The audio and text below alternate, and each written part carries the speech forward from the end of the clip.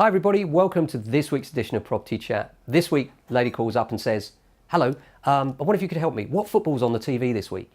And we're, what, sorry? We're an estate agency, how can we help? We're not sure what you mean. He said, well, my husband's a mad football fan and actually he wants to watch the football and won't view if the football's on this week. So can you tell me when the football's on? So we said, well, you can't do Tuesday, you can't do Wednesday, you can't. And it meant we couldn't do viewings for the whole week for this particular lady. On to other matters, tenant fees ban's very much on our mind this week as it starts at the 1st of June and the implications for both landlords, tenants and agents are massive. So, you know, a lot of landlords thinking, well, it doesn't affect me because I don't charge tenants, but actually it does. It affects the amount of deposit that you can ask for, as well as many other things. We'll come on to that a little bit later. In general news, British house prices in the 3 months to April stood at 5% higher across the UK than they did a year ago, according to the Halifax. This brings in their strongest growth since 2017.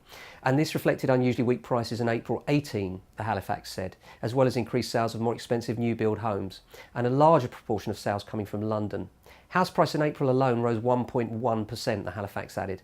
This represented only a partial recovery from March's 1.3% drop, leaving UK homes now worth an average of £236,600. However, questions were raised about the reliability of the data, and of course that's understandable because lies, damn lies and statistics, you can often cut these things to suit yourself. The gap between asking price and selling prices is an interesting one. This is narrowing, and I think this is as a stark realisation that actually in this market, you need to get your pricing right or you're not going to sell. So that gap has narrowed significantly and that's attracting buyers back in a tougher market for sure. Landlords are being unfairly blamed for the housing crisis. This is an article that came out this week in the papers. Landlords being turned into scapegoats for the UK's housing crisis, according to a report by the Institute of Economic Affairs.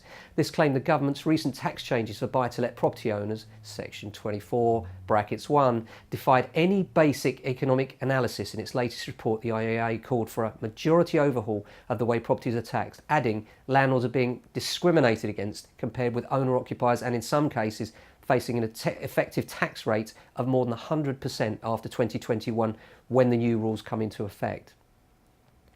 Other news, the government has set up a £200 million fund to replace unsafe cladding on towers post-Grenfell. What I'd like to know is how it took them this long to get there. The decision to make funds available after the fire killed more than 70 people, very close to our hearts here because it's so close. The money will be made available to the building owners to remove aluminium composite material cladding, and obviously they were asking individual residents to pay for this, so it's a good step forward to make sure that this awful tragedy doesn't happen again here in the UK. I'd like to know why it took so long to get here though. It should have been immediate. On to other news. Donald Trump made $1 billion in losses for tax purposes. What about this one? US President Donald Trump has responded to reports that he made over $1 billion of losses from his property business from 1985 to 95, with a claim that it was standard practice for real estate developers at the time to claim such levels of borrowing and building. The practice meant Trump avoided paying income tax in 8 out of those 10 years. Well, one rule for the rich and one rule for the rest of us. Other news generally, what we're finding in the market is it's busier. We're finding that providing prices are correctly reflecting the current market, then there are buyers out there. And we've been quite encouraged this week by the number of offers that are coming in. And certainly today we are absolutely stacked with viewings. It's Saturday morning here and literally the guys are out constantly all day today. So if you think you're selling, want a bit of advice, sensible advice without the bull, give us a call today. Thanks for watching. We'll see you next week.